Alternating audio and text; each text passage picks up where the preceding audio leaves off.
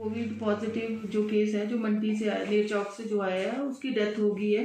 पर अभी एक प्राइमरी रिपोर्ट आई है, सेकेंडरी रिपोर्ट, एक दूसरी रिपोर्ट आनी बाकी है। उस बेसिस पे ही हम कंफर्म कर पाएंगे कि वो पॉजिटिव है।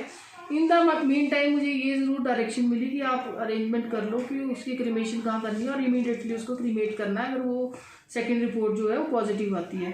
तो सबसे पहले तो मैंने जो हेल्थ ऑफिसर एमसी शिमला में हैं उनको फ़ोन किया, क्योंकि इसमें प्राइम ड्यूटी उनकी ही बनती थी कि जब भी क्रीमेशन होना है तो एमसी की ही टीम उसमें असिस्ट करती है। तो पहले तो उनकी तरफ से एक पॉजिटिव रिस्पांस आया कि हमारे पास पीपीई किट भी है और हम अपनी टीम को वहाँ भेज देंगे।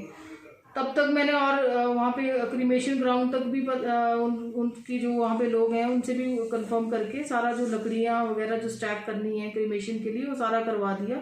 थोड़ी देर बाद मुझे फ़ोन आता है कि ऐसे कुछ क्लियर कट इंस्ट्रक्शंस नहीं है, तो इसमें एमसी शिमला का कोई रोल नहीं है और हम इसमें कोई हेल्प नहीं कर पाएंगे। फिर मैंने इमीडिएटली अपने बॉस को ये कन्वे कर दिया और बताया कि इस तरह से कोई प्रॉब्लम आ रही है। तो एमएस आईजीएमसी से भी मेरी बात होती रही, उनको भी इस चीज़ का ज्ञान था कि एमसी शिमला मना कर रही है ये सारा काम करने के लिए। पर उसके बाद आईजीएमसी से भी एक टीम पीपीई किट के साथ आती है। एमएस डॉक्टर जनक को खुद आना पड़ता है स्पॉट पे और वो सारा वहाँ पे क्रीमेशन ग्राउंड तक वो बॉडी को छोड़ के चले जाते हैं। एमसी की टीम फिर भी नहीं पहुँचती है वहाँ पे।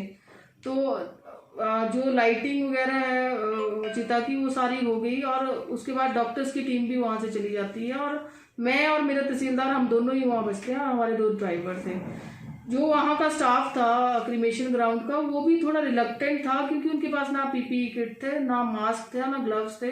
तो वो भी मना कर रहे थे कि हम अगर एक्सपोज हो जाएंगे तो हमारा कौन देखभाल करेगा, तो वो भी थोड़ा डर रहे थे। तो मास्क और जो ग्लव्स हैं वो हमने उनको प्रोवाइड किए और हमने उनको बोला कि ये गैप मेंटेन करना है, आपने बिल्कुल बॉडी के नज़दीक नहीं जाना। हालांकि बॉडी बिल्कुल प्लास्टिक बैग में रैप थी और जो लोग वहाँ बॉडी को लेके आए थे उन्होंने पीपीई किट डाले हुए थे, तो ऐसी कोई उसमें दिक्कत नहीं थी। हम लोग भी क्रीमेशन ग्राउंड के बाहर ही खड़े थे, तो ऐसा कोई सच एक्सपोजर का कोई उसमें औचित्य नहीं बनता कि कोई एक्सपोजर हुआ या कुछ इस तरह से हुआ। पर ये ज़रूर मैं कहूँगी कि कहीं ना कहीं लापरवाही एमसी की तरफ से रही है, क्योंकि उन्होंने अपना कोई स्टाफ वहाँ पे नहीं भेजा। उनको पीपीई किट प्रोवाइडेड है, उनको पूरा प्रोटोकॉल पता है कि इस तरह से कैसे होना है, अगर इस तरह से कोई पॉजिटिव केस आता है और उसका क्रीमेशन कैसे होना है। तो उनका ये एक वर्जन सामने आया कि हम सिर्फ अनक्लेम्ड बॉडी का ही क्रीमेशन करेंगे। तो मेरा ये स्ट्रांगली ये मानना है कि अगर आप कोई कोरोना पॉजिटिव केस आता है तो उसके जो फैमिली मेंबर्स हैं उनको तो इमीडिएटली आइसोलेशन में डालना ही पड़ेगा, क्योंकि हो सकता है कि वो भी कोरोना पॉजिटिव हों। तो जब तक उनके टेस्ट की रिपोर्ट नहीं आती वो तो आइसोलेशन वार्ड में, जैसे कि एमएस ने बताया, वो तो आइसोलेशन वार्ड में इमीडिएटली डाल दिए थे। तो वो तो मेरे हिसाब से तो अनक्लेम्ड बॉडी थी और उसको वैसे ही उसका क्रीमेशन होना था जैसे कि एमसी शिमला पहले करती आई है। पर I don't know what happened, situation कुछ और ही थी और अल्टीमेटली मैं और मेरा तहसीलदार ही स्पॉट पे थे जी। इसमें मैं बताना चाहूँगी कि बेसिकली पीपीई किट का मेन पर्पस तो ये रहता है कि जिसने बॉडी को टच करना है, तो जो आईजीएमसी से टीम आई थी उन्होंने बॉडी को बिल्कुल जो हमने लकड़ियाँ स्टैक की हुई थी उसके ऊपर उन्होंने बॉडी को रखा, उनको उसको लाइट भी कर दिया था बॉडी को उन्होंने। तो कहीं ना कहीं किसी का एक्सपोजर उस बॉडी के साथ नहीं हुआ है और जो लोग वहाँ पे पहुंचे थे वो पीपीई किट के साथ थे। तो और ये कहीं मैंडेटरी ये चीज़ नहीं है कि जो भी वहाँ पे जाएगा वो सारे पीपीई किट डालेंगे, क्योंकि पीपीई किट सिर्फ वही लोग डालेंगे जो बॉडी के साथ एक्सपोज्ड हैं और जो बॉडी को टच करेंगे। तो बॉडी ऑलरेडी बिल्कुल प्लास्टिक बैग में बिल्कुल रैप थी और उसमें उसका मेन पर्पस भी यही रहता है कि कोई बॉडी का फ्लूइड बाहर ना निकले जिससे कि कोई और कंटेमिनेट ना हो। तो इसमें जो एज पर प्रोटोकॉल था सब फॉलो किया। ज़रूर ये कमी रही कि जो वहाँ पे जो चौकीदार थे उनको भी हमें कुछ ना कुछ जैसे पीपीई किट उनको भी प्रोवाइड करना चाहिए, ताकि उनमें एक ये भावना है कि हमारे प्रति भी ये लोग सोच रहे हैं कि हम पॉजिटिव ना हो, क्योंकि डर का माहौल ज़रूर था उस टाइम और वो लोग डर रहे थे कि कहीं हम एक्सपोज ना हो जाए। तो ना मुझे ज़रूरत है पीपीई किट डालने की, ना वहाँ पे जो डॉक्टर आए थे उनको पीपीई किट डालने की ज़रूरत सिर्फ उनको थी जो वहाँ पे हेल्थ वर्कर्स थे जिन्होंने बॉडी को टच किया और जिन्होंने वहाँ तक पहुँचाया बॉडी को, उनको पीपीई किट की ज़रूरत थी तो उन्होंने पहनी हुई थी। तो ऐसा कोई डर का माहौल नहीं है कि पता नहीं एक्सपोज हुए हैं तो क्या हो जाएगा क्या नहीं हो जाएगा।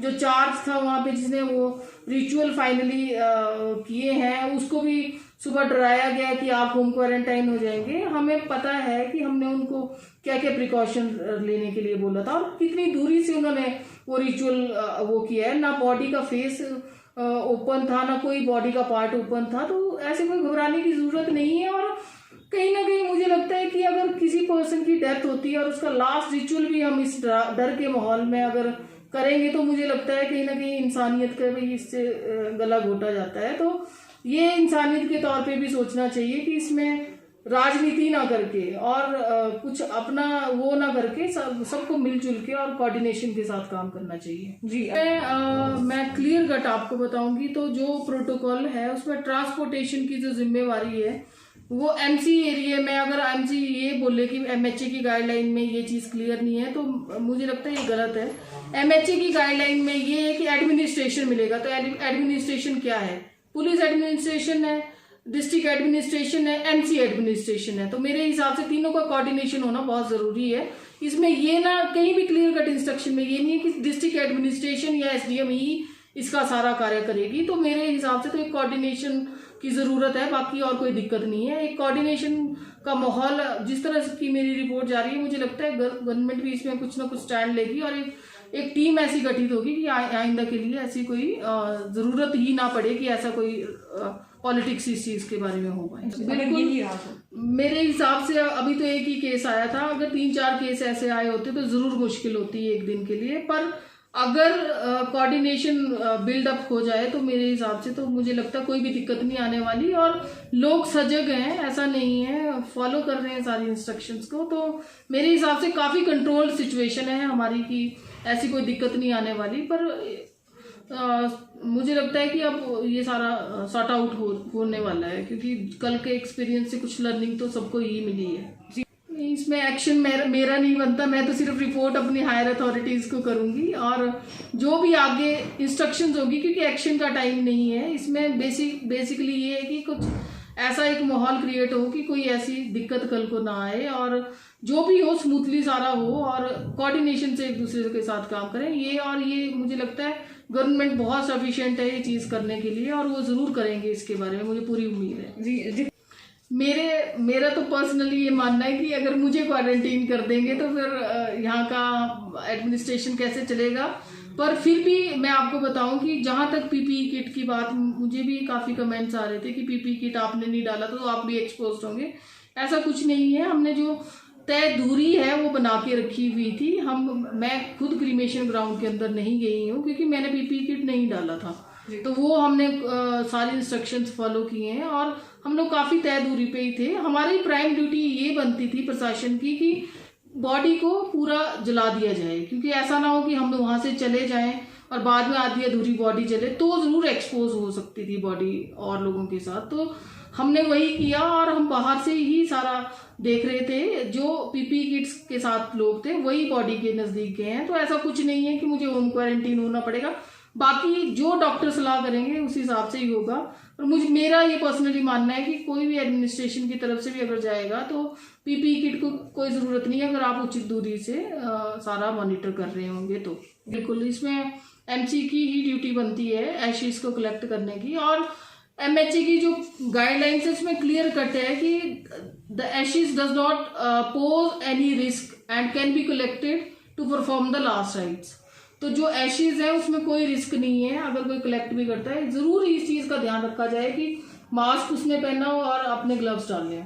बाकी एशेज से कोई ऐसा रिस्क नहीं है कि कोरोना, क्योंकि जैसे डेथ होती है तो फ्लूइड्स बॉडी के बाहर नहीं निकलने चाहिए। बाकी जब जल गई चीज़ तो क्या वायरस, आग के आगे वायरस क्या टिकेगा, आप खुद समझ सकते हैं इस चीज़ को लेकर। जी आपका बहुत बहुत